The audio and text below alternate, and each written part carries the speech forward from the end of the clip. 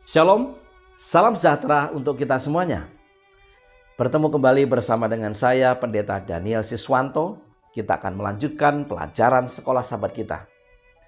Saudara, kita telah tiba di pelajaran yang ke-7 di triwulan yang pertama di tahun 2024 ini. Satu pelajaran yang sangat penting untuk kita pahami, untuk kita mengerti, bahkan kita perdalam dengan judul Kasih Setiamu Besar Sampai ke Langit. Namun sebelum kita mempelajari pelajaran ini lebih dalam, mari kita tunduk kepala dan berdoa.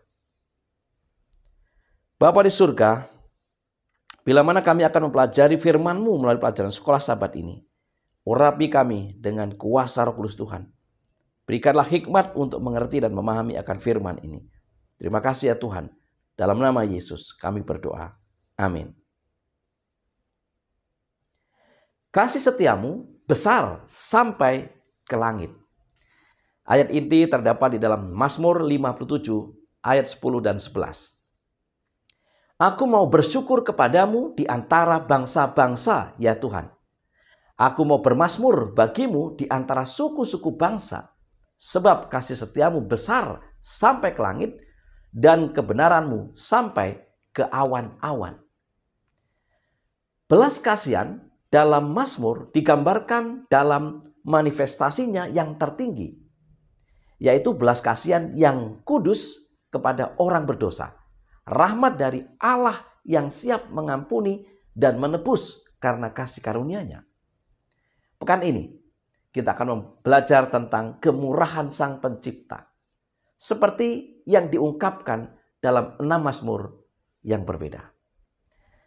Di pelajaran hari Minggu dengan judul bahwasanya untuk selama-lamanya kasih setianya.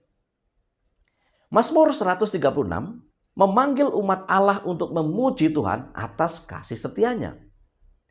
Kasih setia dalam bahasa Ibrani kesed atau cinta yang teguh, menyampaikan kebaikan dan kesetiaan Tuhan kepada ciptaannya dan untuk perjanjiannya dengan Israel.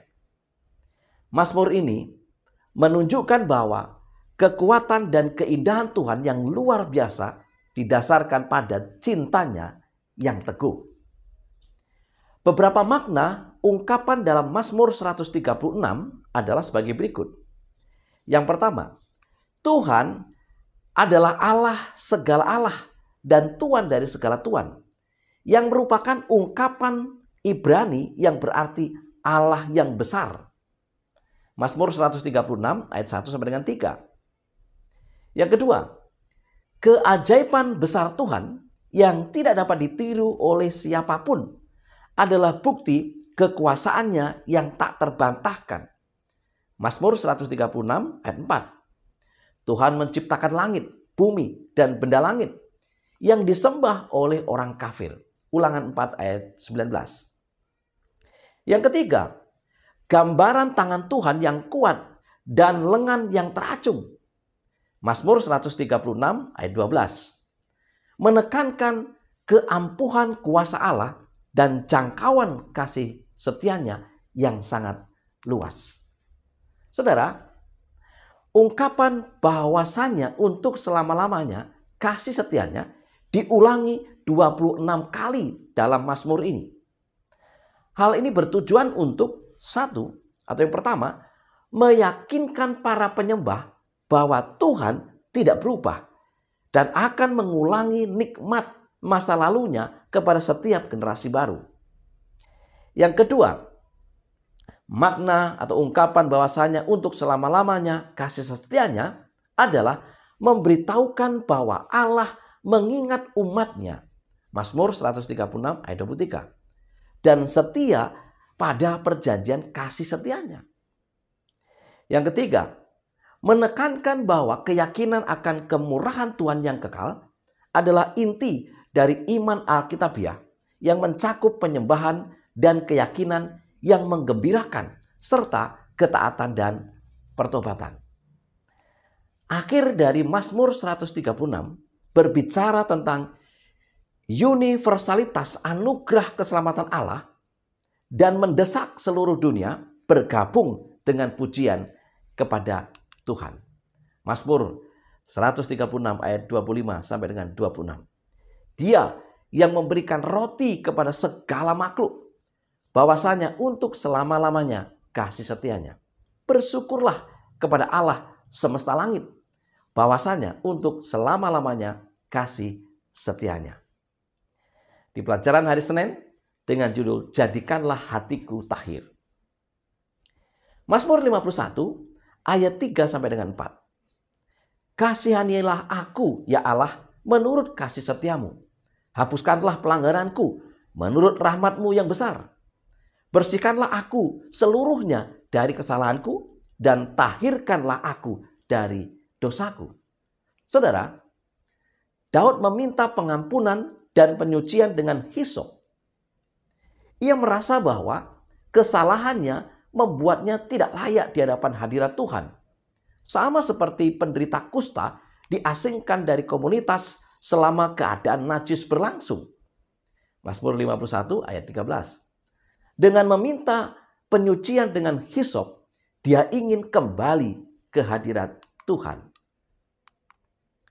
Apa makna pengampunan Tuhan bagi orang berdosa yang bertobat?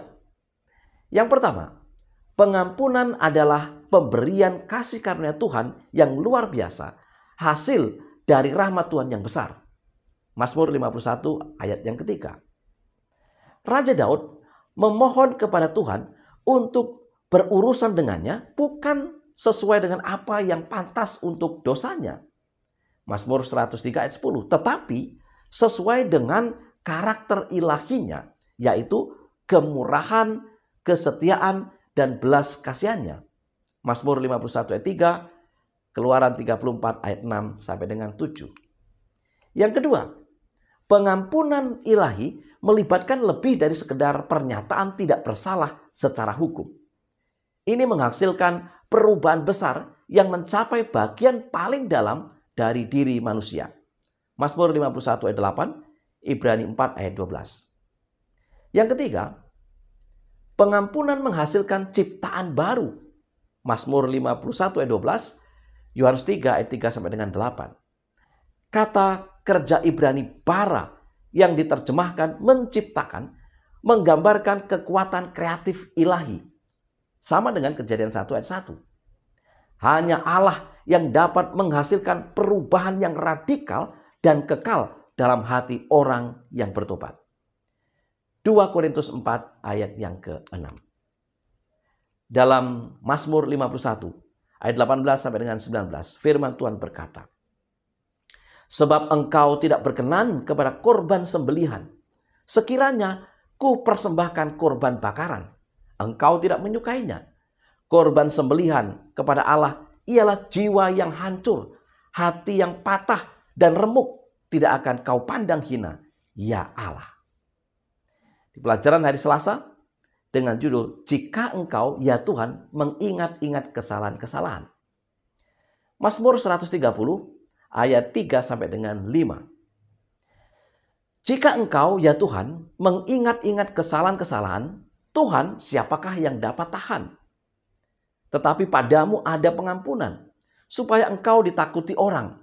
Aku menanti-nantikan Tuhan, jiwaku menanti-nanti, dan aku mengharapkan firman-Nya. Saudara-saudara yang dikasihi Tuhan, dosa-dosa manusia begitu berat sehingga mengancam untuk memisahkan manusia dari Allah selamanya. Mazmur 130 ayat 3. Kitab suci berbicara tentang catatan dosa yang disimpan untuk hari penghakiman. Daniel 7 ayat 10, Wahyu 20 ayat 12. Dan tentang nama orang berdosa yang dihapus dari kitab kehidupan. Keluaran 32 ayat 32, Mazmur 69 ayat 29, Wahyu 13 ayat yang ke-8. Itulah sebabnya pemazmur meminta pengampunan Allah yang akan menghapus catatan dosa. Mazmur 51 ayat 1 dan ayat 9, Yeremia 31 ayat 34, Mika 7 ayat 19. Dia tahu bahwa Tuhan pada dasarnya tidak marah. Kasih-Nya kekal. Kemarahannya hanya dibangkitkan oleh kegagalan manusia untuk menghargai kasih-Nya. Tujuan kemarahannya bukanlah untuk melukai, melainkan untuk menyembuhkan manusia. Bukan untuk membinasakan, tetapi untuk menyelamatkan umat perjanjiannya. Saudara, kesediaan Allah untuk mengampuni dosa membangkitkan rasa hormat kepada Allah. Mazmur 130 ayat 4, Roma 2 ayat 4. Ibadah sejati dibangun atas kekaguman akan karakter kasih Allah, bukan atas dasar ketakutan akan hukuman. Permohonan pribadi pemazmur menjadi permohonan seluruh komunitas. Mazmur 130 ayat 7 dan 8. Kesejahteraan individu tidak dapat dipisahkan dari kesejahteraan seluruh rakyat. Jadi, seseorang tidak hanya berdoa untuk dirinya sendiri, tetapi untuk masyarakat. Sebagai orang percaya, kita adalah bagian dari komunitas, dan apa yang berdampak pada satu bagian dari komunitas berdampak pada semua orang. Mazmur 130 ayat 5. Aku menanti-nantikan Tuhan, jiwaku menanti-nanti, dan aku mengharapkan firman-Nya. Saudara-saudara yang dikasihi Tuhan, anak-anak Allah dipanggil untuk menanti-nantikan Tuhan. Bukan menunggu dengan pasif, tapi penuh harap dan semangat. Penantian yang setia akan Tuhan tidak sia-sia. Karena setelah malam yang gelap, pagi pembebasan ilahi pasti datang. Di pelajaran hari Rabu dengan judul Puji Tuhan yang Maha Agung dan Maha Penyayang. Bagaimanakah sifat keagungan dan belas kasihan Tuhan diungkapkan melalui pujian dalam Mazmur 113 dan Mazmur 123? Yang pertama, keagungan Tuhan dinyatakan dalam kebesaran namanya dan di tempat tinggi tahtanya yang di atas segala bangsa dan di atas langit. Mazmur 113 ayat 4 dan ayat 5 dan Mazmur 123 ayat 1. Yang kedua, kediaman Tuhan di tempat tinggi tidak menghalangi dia untuk melihat apa yang terjadi di bawah ini. Belas kasihan Tuhan dinyatakan dalam kesiapannya yang murah hati untuk terlibat dalam dunia dan untuk menyelamatkan yang membutuhkan dan yang miskin dari masalah mereka. Tangan dermawannya jelas tidak tersembunyi dari hamba-hambanya, meskipun tempat tingginya jauh di langit. Mazmur 113 ayat 5 sampai dengan 7. Firman Tuhan berkata, siapakah seperti Tuhan Allah kita yang diam di tempat yang tinggi, yang merendahkan diri untuk melihat ke langit dan ke bumi. Ia menegakkan orang yang hina dari dalam debu dan mengangkat orang yang miskin dari lumpur. Yang ketiga, Allah yang ditinggikan mewujudkan kebesarannya dengan menggunakan kuasanya untuk meninggikan yang terpuruk. Saudara, orang-orang bebas untuk mendekati Tuhan karena keagungan dan supremasinya yang berdaulat tidak mengubah fakta bahwa Dia adalah pencipta dan pemelihara mereka yang murah hati dan bahwa orang-orang adalah hamba-hambanya, anak-anak kesayangannya. Kebesaran dan kemurahan Allah dinyatakan paling baik dalam diri Yesus Kristus yang rela turun dari surga dan diturunkan sampai mati di kayu salib untuk mengangkat manusia yang telah jatuh.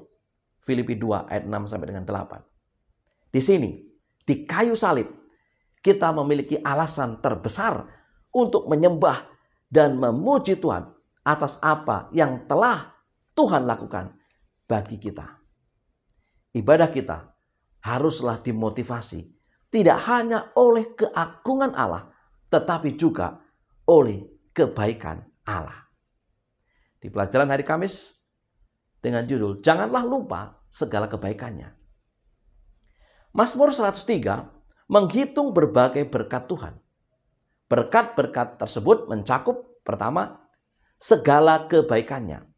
Mazmur 103 ayat 2. Kemudian yang kedua, kehidupan yang semakin berkembang. Mazmur 103 ayat 3 sampai 6. Yang ketiga, kesetiaannya pada perjanjiannya dengan Israel. Mazmur 103 ayat 7 sampai dengan 18. Dan yang keempat, Tuhan mengingat kelemahan dan kefanaan manusia dan berbelas kasih kepada umatnya. Mazmur 103 ayat 13 sampai dengan 17. Pertanyaannya adalah, bagaimanakah seharusnya kita menanggapi kebaikan hati Allah yang penuh kasih itu? Yang pertama, dengan memuliakan Tuhan. Mazmur 103 ayat 1 dan 2. Berkat umumnya dipahami sebagai tindakan melimpahkan keuntungan materi dan spiritual kepada seseorang. Kejadian 49 ayat 25, Mazmur 5 ayat 13. Karena Tuhan adalah sumber segala berkat, maka Tuhan memberkati orang dengan menganugerahkan kebaikan kepada mereka, dan orang memuliakan Tuhan dengan memuji kebaikan di dalam Dia, yaitu dengan menghormati Dia karena karakternya yang murah hati. Yang kedua, dengan mengingat segala kebaikannya dan perjanjiannya. Mazmur 103 ayat 2 dan ayat 18 sampai dengan 22. Sama seperti Tuhan mengingat keadaan manusia yang lemah dan perjanjiannya dengan umatnya. Mazmur 103 ayat 3 sampai dengan 13. Mengingat adalah aspek penting dari hubungan antara Tuhan dan umatnya. Sama seperti Tuhan mengingat janji-janjinya kepada umat. Demikian pula umat berutang budi untuk mengingat kesetiaan Tuhan dan menanggapi Tuhan dengan kasih dan ketaatan. Ellen G. White dalam buku Alfa dan Omega jilid pertama halaman 75 mengatakan, alangkah baiknya kalau kita menggunakan waktu 1 jam lamanya setiap hari untuk merenungkan kehidupan Kristus. Kita harus merenungkannya satu persatu, serta membiarkan angan-angan kita membayangkan setiap peristiwa, terutama peristiwa-peristiwa terakhir. Kalau kita memikir-mikirkan pengorbanannya yang besar itu untuk kita, keyakinan kita padanya akan semakin mantap. Kasih kita dihidupkan dan kita akan makin penuh dengan rohnya. Kalau kita mau diselamatkan kelak, kita harus mempelajari pelajaran pertobatan dan kerendahan hati di kaki salib. Saudara-saudara yang dikasihi Tuhan.